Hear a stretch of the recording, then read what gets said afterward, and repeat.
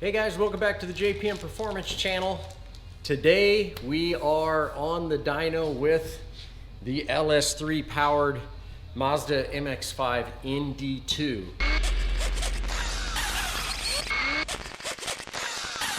So as we've gone through the process of the build on this car, as it turns out, they've only done them in the ND1s, which are the 16 to 18s, 2016 to 2018. So this ND2 has a couple of slight differences, basically the same car, but we're still working through some of the little nuances on the dash, some of the lights and some of that stuff. But I've got a buddy of mine, Eric Casson, is coming today. He has the software to tune these ECUs and is really good at it. And so we're gonna get started with that. All I've done up to this point is break the engine in. We've gotten it rolling on the dyno. And I made one pull just to see where we were at. Here's why it's so important to dyno tune your engine. Take a look at this, guys. So this is a run only up to about 5,200 RPMs. So you can see on this very first pull, 355 horsepower, 358 foot-pounds of torque, but look at the air-fuel ratio. So here I'm cruising about 14.7, which is okay for park throttle, and as soon as I step on the gas, it goes all the way down to below 10.3 to 1, all the way up. So this thing untuned is super, super rich. So that's what we're gonna do. Let's get after it.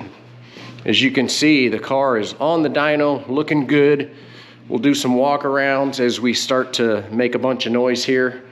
And as soon as Eric gets here, we'll make the magic happen.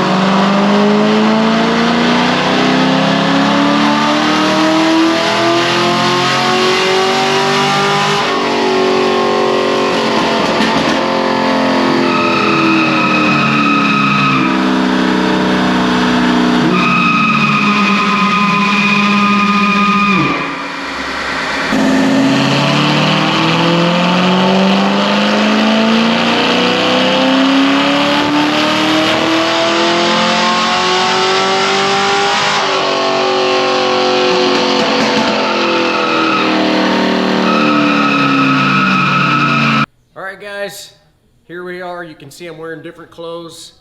It is Monday, January 3rd. Last Friday, we spent 4 hours on the dyno getting the car all tuned. Went really well. It just, when you're reflashing a stock ECU, it takes time. When you're using, we were using HP tuners to tune the car. So what I wanted to do is let the car sit over the weekend, cool all off, and then warm it back up here today and do a final couple of runs. So that's what we're up to now. So it is, we got some really cold weather and some snow over the weekend, but here we are, first week of the new year, 2022. What better way than to finalize our dyno on the LS3 ND2. Let's get it finished up here.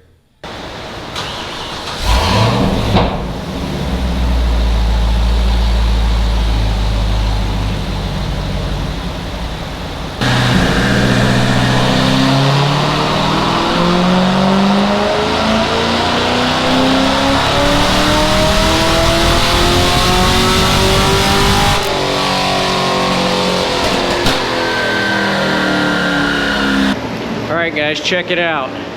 Not as much as you'd think. 396 from 405 to 396. Obviously, we didn't get an air fuel reading, but it really didn't hurt it all that bad. About 9 horsepower, about between 6 and 9 foot-pounds of torque. So pretty interesting. The cutouts are working good. All in all, the car is performing flawlessly. Couldn't really be happier. A couple of dash light things we still need to work on, but other than that, we are looking good here.